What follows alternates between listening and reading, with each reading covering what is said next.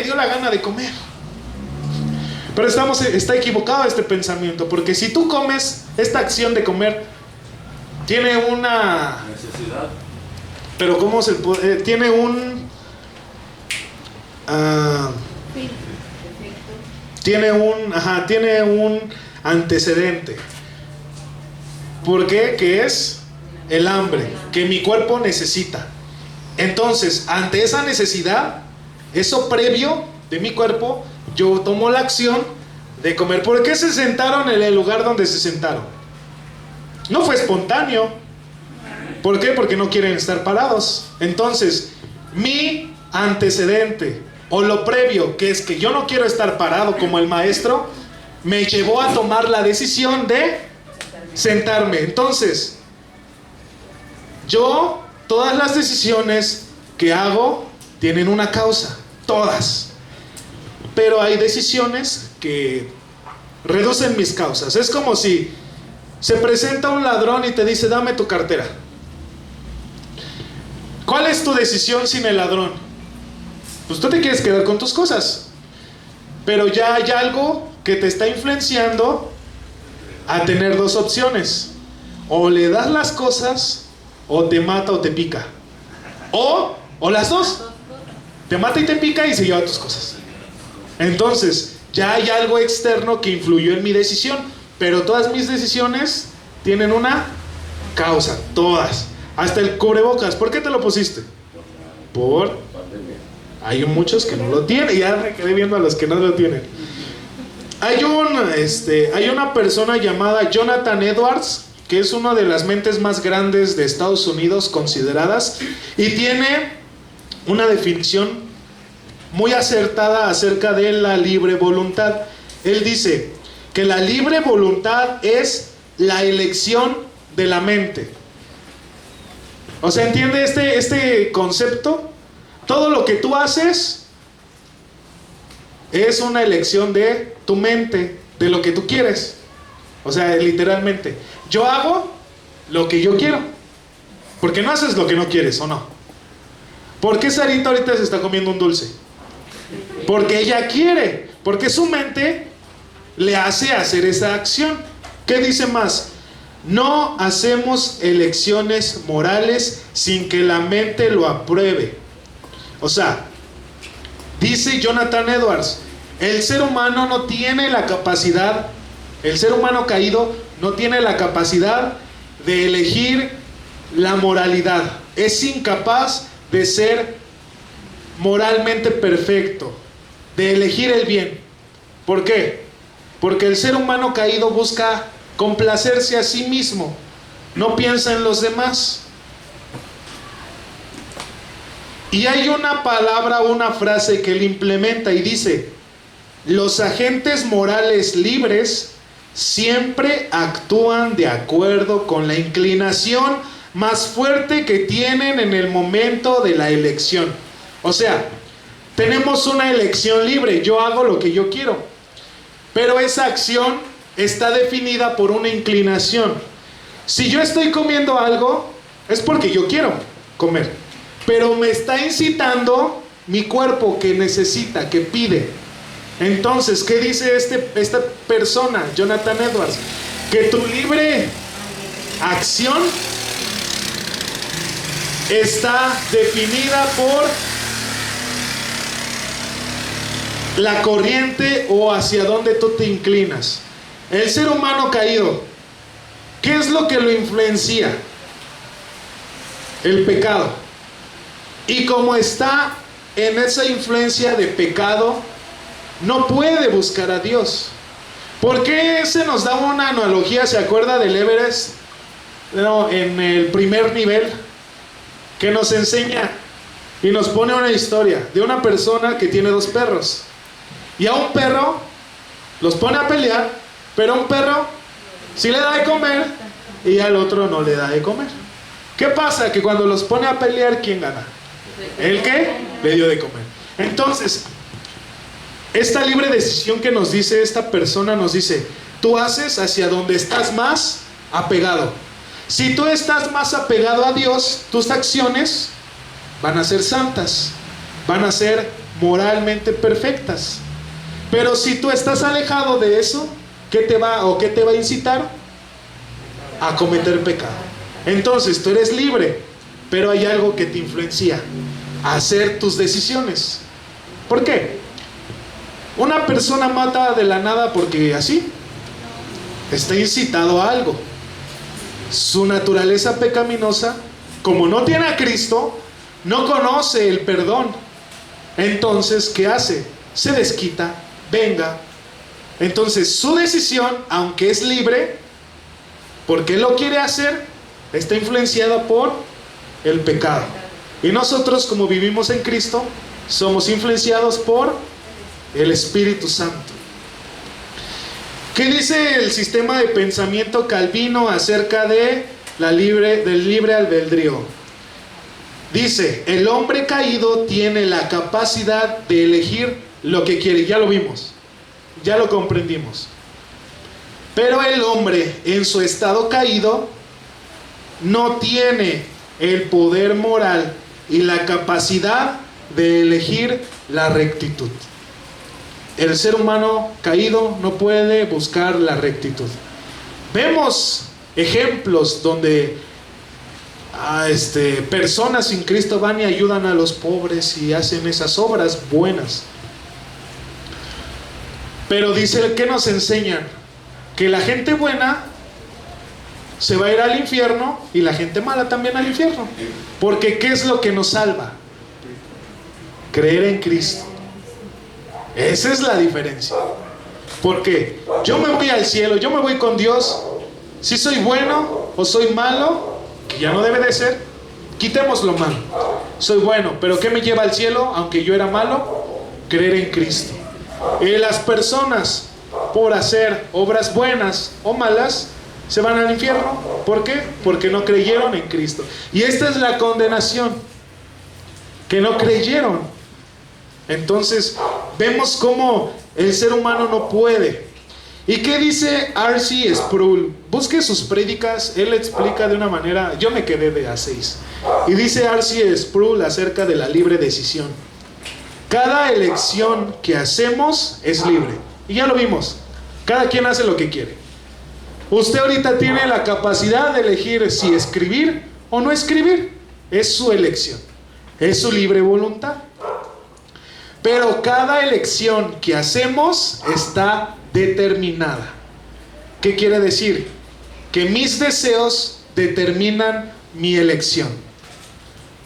¿Entiende el concepto de libre voluntad o libre albedrío? Como nos menciona el manual.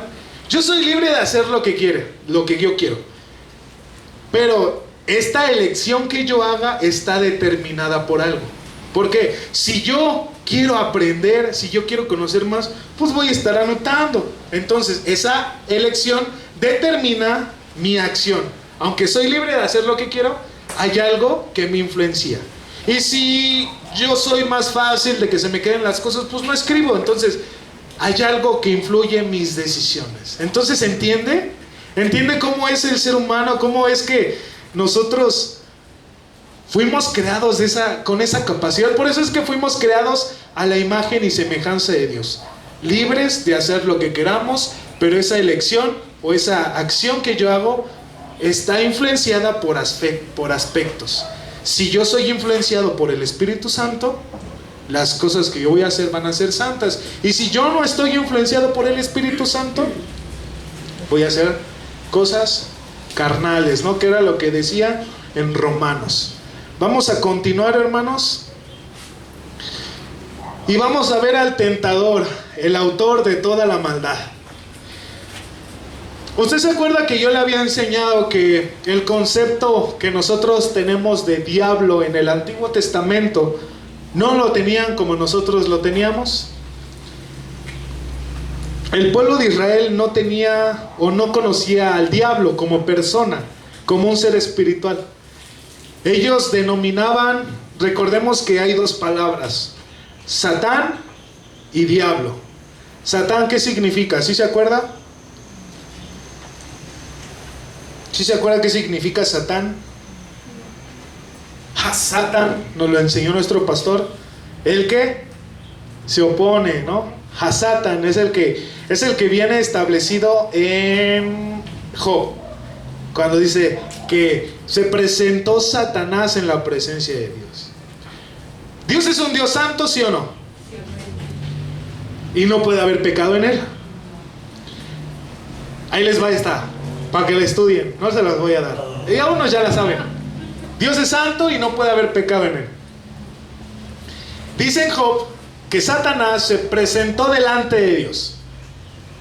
Si es santo o no es santo, porque el Satanás que nosotros conocemos, el diablo, la persona espiritual del diablo, ¿qué es? Y lo vamos a ver más adelante. Él peca desde el principio, dice la Biblia. Él es el padre de la mentira, dice Jesús. ¿Qué hay en él? Pecado. ¿Cómo es posible que en Job nos dice que se presentó delante de Dios?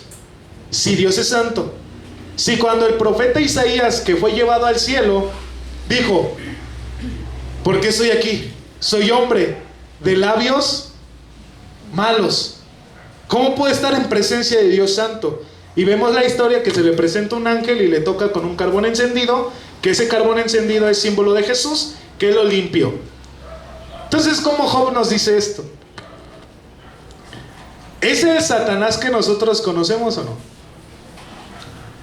Nuestro pastor nos lo enseñó, que es el ángel fiscal de Dios, porque Dios es santo. O sea, y pone la de Jesús y el Satanás así. Pero Él es santo y no hay pecado en Él. No puede haber esa. Por eso dice: no os unáis en yugo desigual con los incrédulos. Ahí viene el principio. Porque ¿qué hay de relación las tinieblas con la luz? Entonces, comprendiendo esto, y usted lo estudia más profundamente, le digo, son como pinceladas, échate este trompo a la uña, ¿no? Ya después usted lo estudia para que lo entienda más. Viendo esto, el Satanás que en el Antiguo Testamento se nos presenta era simplemente alguien que se oponía. Es alguien que, para haber justicia, tiene que haber un lado bueno y un lado malo. Entonces, por eso es que en Job se nos presenta, dice, Satanás se presentó delante de Dios. Esa palabra, Satanás, significa el que se opone. Y diablo, porque diablo no lo conocían o no lo conocen los israelitas, los judíos, antes de Cristo. No había ese concepto de diablo, no existía. No sabían que había un ser espiritual llamado diablo, Satanás, la serpiente antigua. No lo sabían, no lo conocían, hasta que viene Jesús y lo revela. Pero entonces se nos presenta, aunque ellos no lo conocían, Dios ya se los había revelado, pero ellos no sabían que era Él. En el Génesis 3. Pero la serpiente, ahí se nos va a presentar ese ser espiritual. Pero los judíos no sabían que era esa persona espiritual. Ellos, cuando decían Satanás o Satán, era: te opones, tú te estás oponiendo a él. Tú, Satán, tú te opones. Es como les explicaba la palabra pecado, que ellos, ¿cómo la tenían? Cata, ¿qué significa? Errar al blanco. Aventaste algo y cata, no le diste. Pecado, que es errar al blanco, que no es el concepto que nosotros entendemos. Entonces, Satán o diablo no tenían conocimiento los judíos en el Antiguo Testamento. Por eso es que Jesús vino a revelar. O sea, nos vino a revelar a Dios, un Dios personal. Entonces vemos cómo, por eso es que Jesús es adorado por nosotros, porque Él nos vino a mostrar. Por eso es que el misterio del Evangelio, que ya lo tenían en el Antiguo Testamento, pero no sabían qué era. Y viene Jesús y nos dice: es esto. Entonces, vamos a ver a ese personaje que, aunque no lo conocían los judíos, ya Dios lo había presentado. Este que está en Génesis 3 La serpiente no es el mismo que está en Job, ya vimos por qué. Y usted lo va a estudiar más a fondo para que lo entienda. Para que le digan, ¿y por qué? Ah, pues ahí te va. La traducción es esto y este pasaje dice esto, ¿va? ¿Qué dice más adelante? ¿De dónde viene Satanás? La Biblia nos informa muy poco de su origen. Dice, estudia los siguientes pasajes. Vamos a Isaías. Y hoy le quiero explicar algo bien importante. Primero vamos a Isaías 14, ¿sí, no? Isaías 14.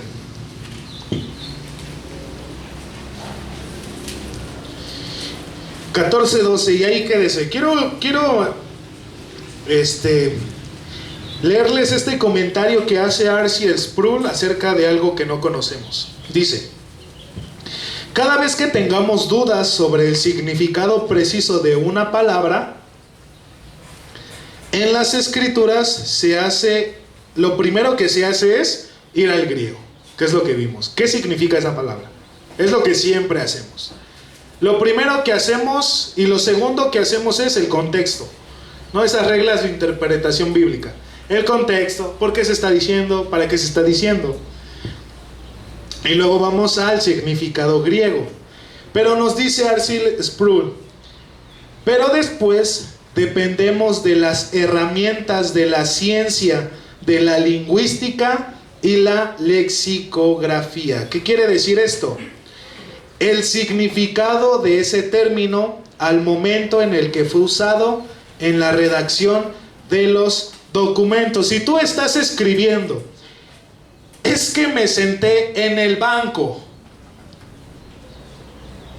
Hay muchos que dicen, ah, caray, en otros países han de decir, ¿qué es eso? ¿Cómo?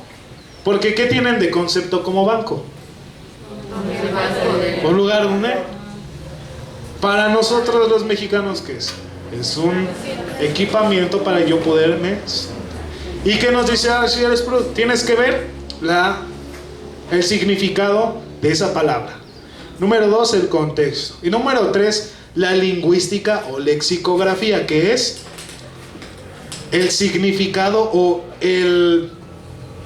la intención de lo que el autor al momento de estar escribiéndolo, lo escribió. O sea, ¿sí entiende? Es como el ejemplo que les dije del banco. Es que yo fui y me senté en el banco.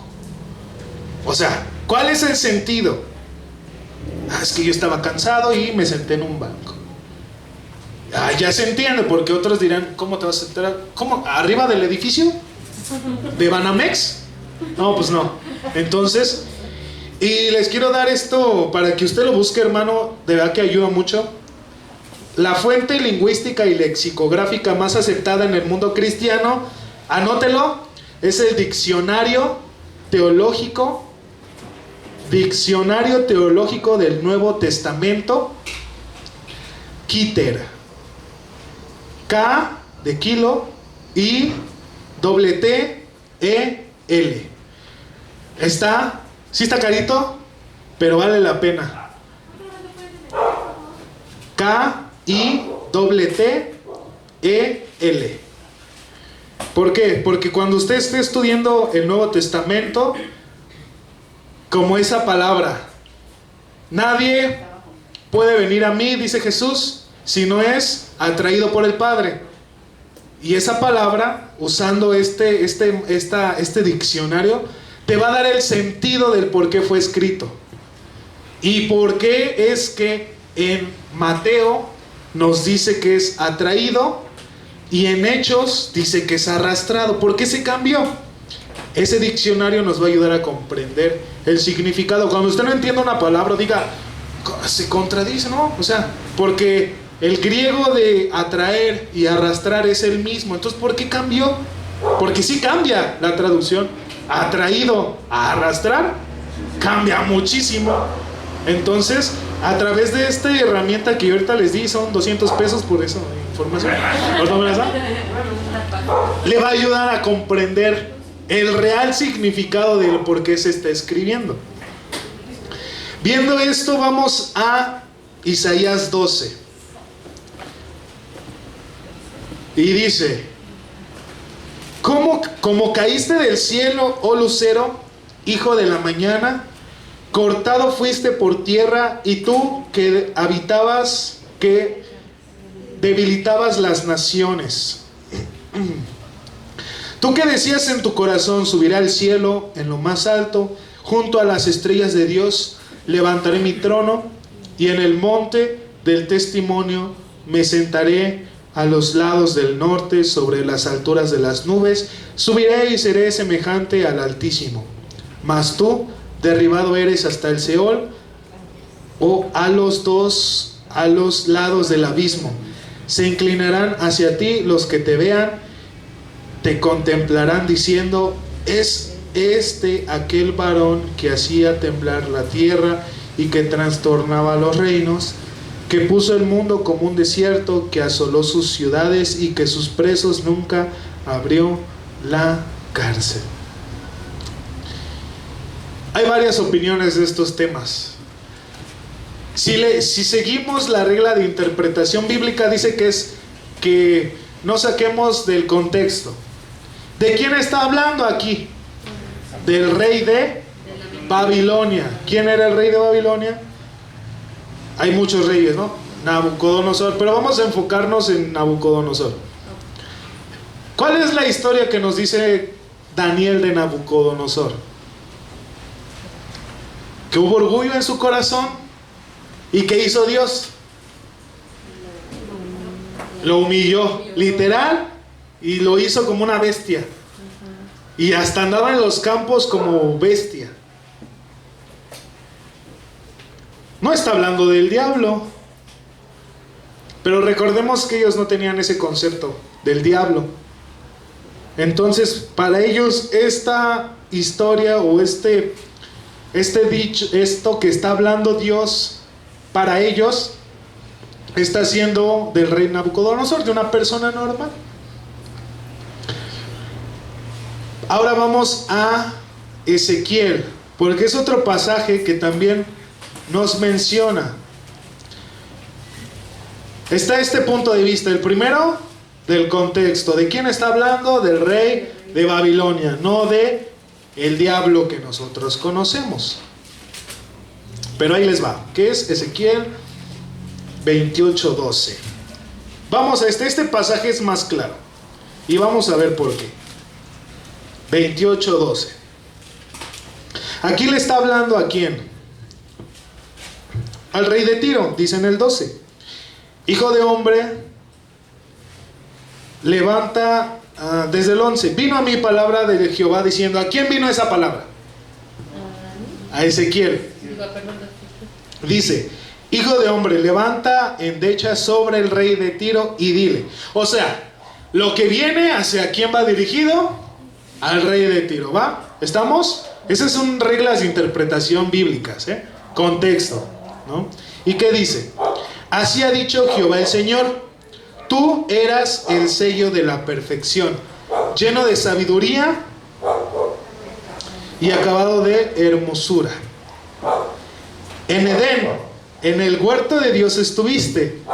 De toda piedra preciosa era tu vestidura, de cornerina, topacio, jaspe, crisólito, berilio, ionice, de zafiro, carbunclo, esmeralda y oro. Los primores de tus tamboriles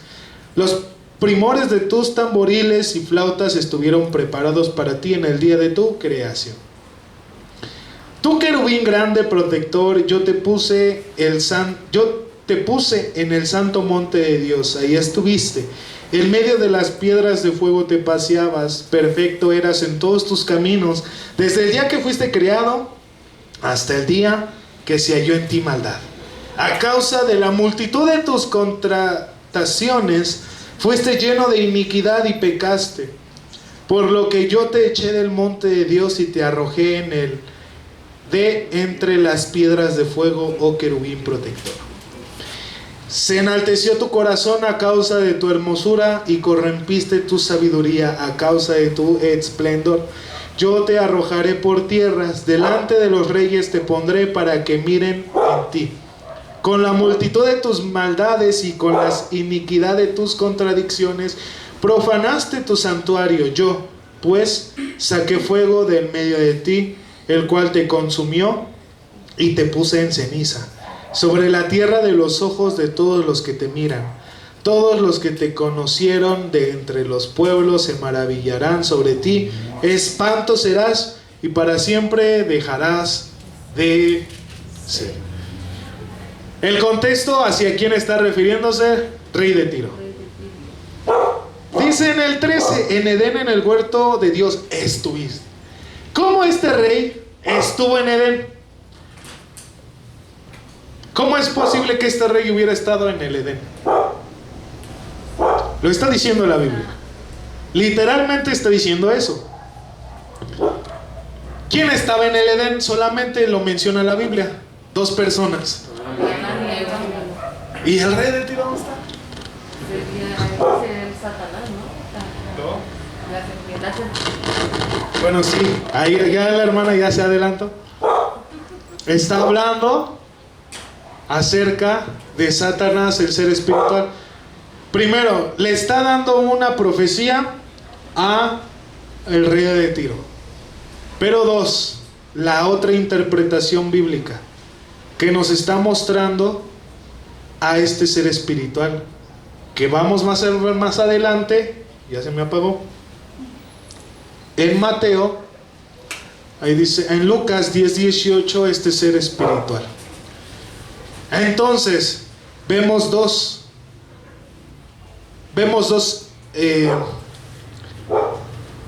destinatarios de este pasaje que acabamos de leer. Primero, rey de Tiro. Le está hablando acerca del orgullo, de que nos enaltezca. Y después nos está revelando a este ser espiritual, que Jesús es el que ¿cómo se dice? Desenmascara Satanás, la serpiente antigua. Porque como lo dijo la hermana, eso no le fue revelado por hombre, hermana, le fue revelado por Dios. Como Jesús, ¿no? Que le dice a Pedro: ¿quién dicen que yo soy? ¿Y qué le dice Pedro? Tú eres el hijo de Dios divino. Porque en Génesis 3 se nos presenta un ser que ahí nos menciona como la serpiente.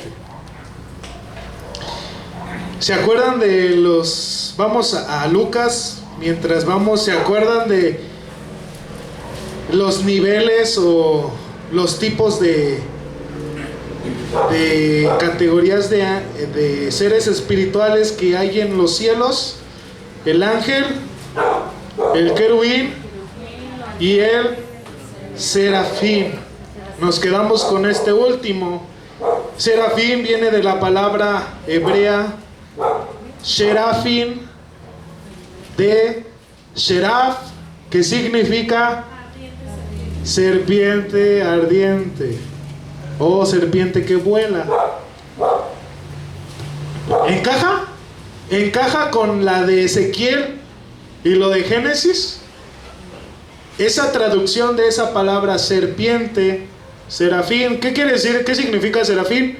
Los cercanos. Ezequiel, ¿qué está mencionando? ¿En dónde se encontraba este querubín protector?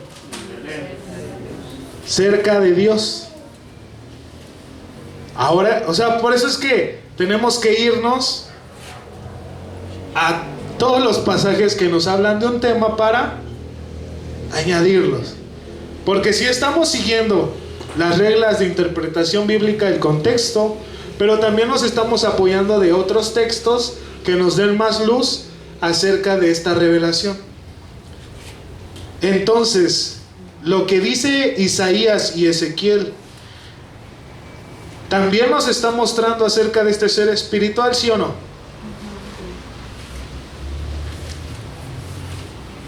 ¿Hermano? ¿Sí o no? Sin miedo. ¿Es libre o no es libre? Entonces, ¿por qué no habla? Sí, ¿no? Y vemos cómo Jesús lo revela. Porque antes no lo conocían, pero viene Jesús. Y como Él es Dios y Él sabe todo, lo desenmascara y dice: Desde el 17. Volvieron los 70 con gozo diciendo: Señor, aún los demonios se nos sujetan en tu nombre. Y les dijo: yo veía, ¿a quién? A Satanás caer del cielo como un rayo. He aquí, os doy potestad de hollar seraf y escorpiones y sobre toda fuerza del enemigo, y nada os dañará. Aquí Jesús lo revela. He aquí, yo veía caer a Satanás del cielo como un rayo. Aquí hay varias interpretaciones. Dice que el momento en el que Jesús está diciendo esas palabras, literalmente cuando Jesús lo dijo, apenas cayó Satanás. Esa es una interpretación bíblica. Y la otra es que Jesús está hablando en primera persona. Yo veía caer a Satanás como un rayo. ¿Qué dice Juan 1? En el principio era el verbo. ¿Quién es el verbo? Jesús, ¿no? En el principio era el verbo, y el verbo era con Dios, y el verbo era Dios. Por él fueron creadas todas las cosas, y a través fueron hechos los cielos y la tierra. Si Jesús es el verbo, Jesús estaba en el jardín del Edén, en la persona de Dios. Pero Jesús es Dios, ¿no? Entonces, por eso es que aquí Jesús está diciendo: yo veía caer a Satanás. ¿Por qué? Él estaba presente. Recordemos que en el Antiguo Testamento Jesús era presentado como el ángel del Señor. Entonces ven, o sea, lo está captando como si se está cuadrando todo acerca de este ser espiritual. Porque muchos dicen, es que Satanás literalmente como un ser espiritual, como una persona, no existe. Pero hay otro punto de vista que dice que sí, y lo estamos viendo ahorita. Lo está mencionando, lo está revelando la misma palabra de Dios. Si Jesús, que es Dios, dice: yo veía caer a Satanás. ¿Y cuándo fue arrojado Satanás? Lo dice en Apocalipsis, pero en Ezequiel nos menciona la causa del por qué fue arrojado Satanás. Y en Génesis 3 se nos está presentando como la serpiente. Ahí ya fue arrojado. Entonces en la eternidad, recordemos que Dios se mueve en la eternidad.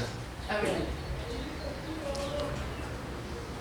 nos estás diciendo entonces que desde el momento del Edén, cuando este ser ya era, o sea, ya tenía una forma de una serpiente, él ya había sido arrojado. Él ya había sido arrojado. Inicio. Exacto, desde antes de la creación. En Apocalipsis, vamos a Apocalipsis para que lo vea, para que no vea que lo estoy choreando. Porque es que así actuamos nosotros. ¿Se le está poniendo al cerebro, sí o no? Sí. Así actuamos nosotros. Génesis es el principio y Apocalipsis es el final. Pero así no se mueve la Biblia. El libro de Apocalipsis, ¿qué es? La revelación de Jesús. Nos está revelando a Jesús. Teniendo este concepto claro, vamos al capítulo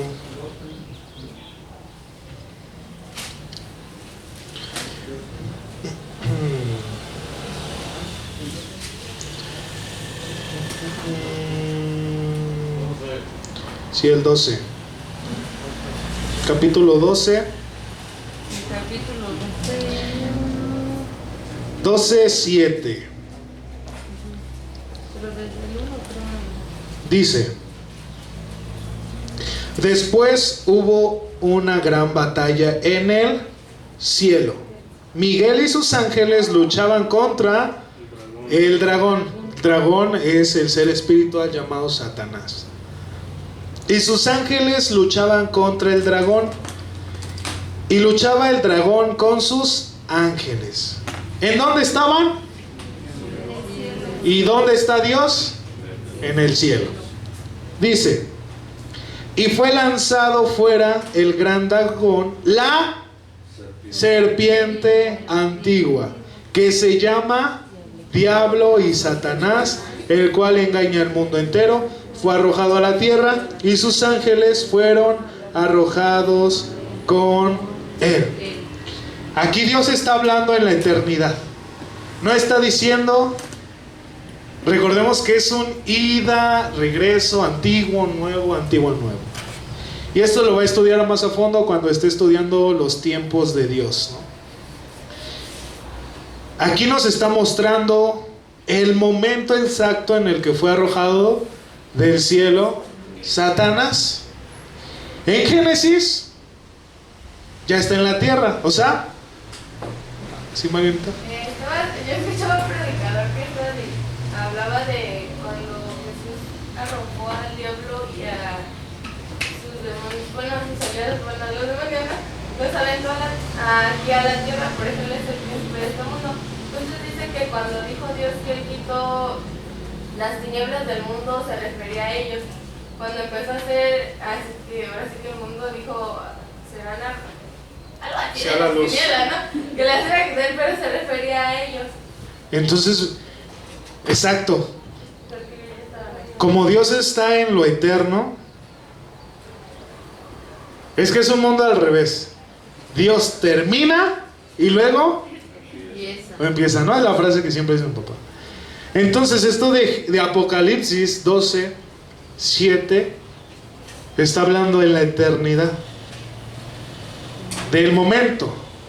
El por qué lo vimos en Ezequiel y en Isaías, que él quería ser como Dios. Era un ángel, era un serafín, un cercano a Dios, pero como se halló maldad en él.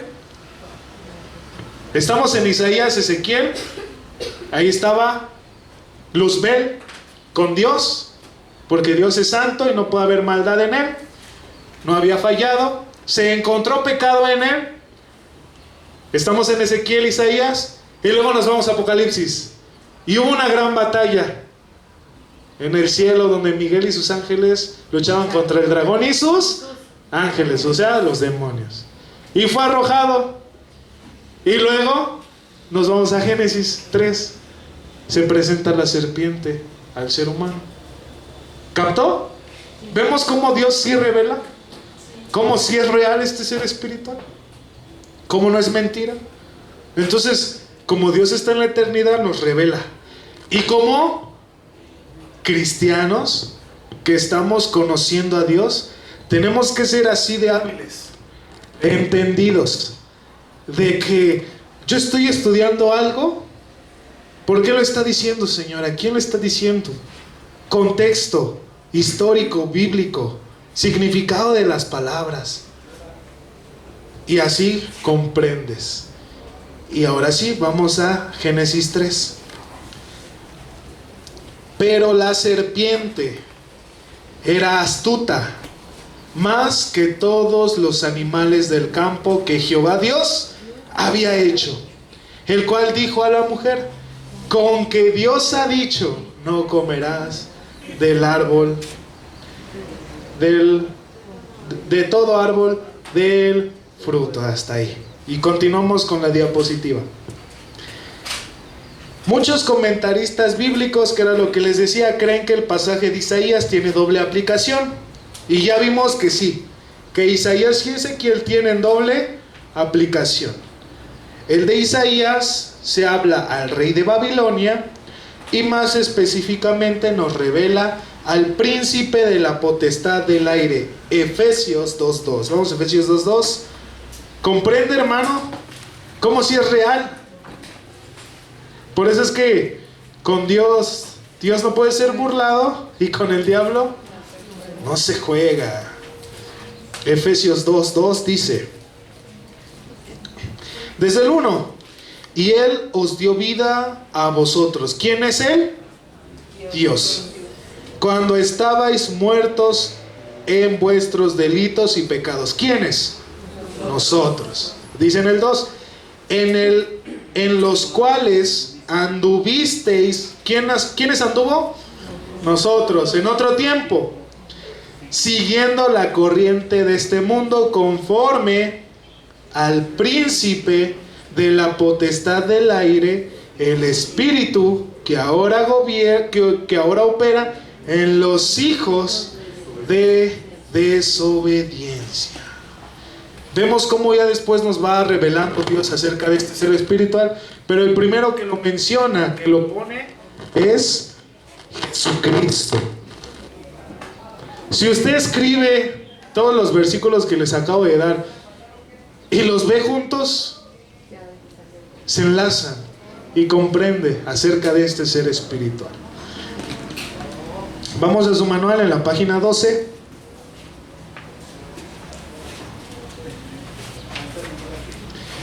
En el párrafo, por ejemplo, después del tentador autor de toda la maldad, ¿ya vio dónde? Dice, por ejemplo, la Biblia de estudio de Harper Caribe dice acerca de este texto, en el pasaje 14:12, se emplea el título Lucero o Lucifer, o sea, está hablando del pasaje de Isaías. Es una mofa dirigida por los habitantes del Seol al rey de Babilonia, el versículo 4. Pero la desmesurada ambición que desafía a Dios expresada en los versos 13-14 supera a cuanto pudiera ponerse en boca de un ser humano. Aún hiperbólicamente, o sea, como una esfera, o sea, un ir y venir, jamás un rey humano alguno aparece en la literatura semita antigua, ni hebrea ni pagana, haciendo alarde de establecer su trono sobre las alturas de las nubes como el Dios Altísimo. Por eso es que tiene doble aplicación, porque sí va dirigido al rey de Babilonia. Pero segundo, vemos en la historia de la humanidad personas queriendo ser como Dios, pero no encima de Dios, como lo menciona el pasaje de Isaías. Por eso es que este pasaje nos menciona también a Satanás, porque ningún ser humano ha pensado ser más que Dios. Igual que Dios sí, pero ninguno. Inclusive los reyes paganos se sometían a sus divinidades. Entonces, ¿cómo este pasaje puede hacer referencia solamente a una persona? Sino también hace referencia a ese ser espiritual. Dice más adelante, por lo tanto, en este pasaje es posible ver al humano rey de Babilonia como instrumento de la mano del mismo diablo, quien le ha dado poder y lo ha dirigido en su oposición al pueblo y a la causa de Dios. Satanás es un ser creado, un arcángel poderoso que se rebeló contra Dios. Primera de Pedro 5:8. Alguien que lo busque y que lo lea rápidamente. Primera de Pedro 5:8. Y voz fuerte.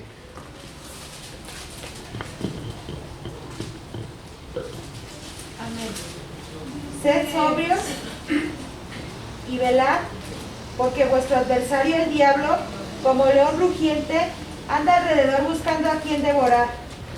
Hasta ahí. El hecho de haber sido creado indica la limitación de su poder. Él no es todopoderoso, ni eterno, ni está al mismo nivel del trino Dios. ¿Cómo es que sabe todo lo que pasa en el mundo? Pues tiene a sus demonios.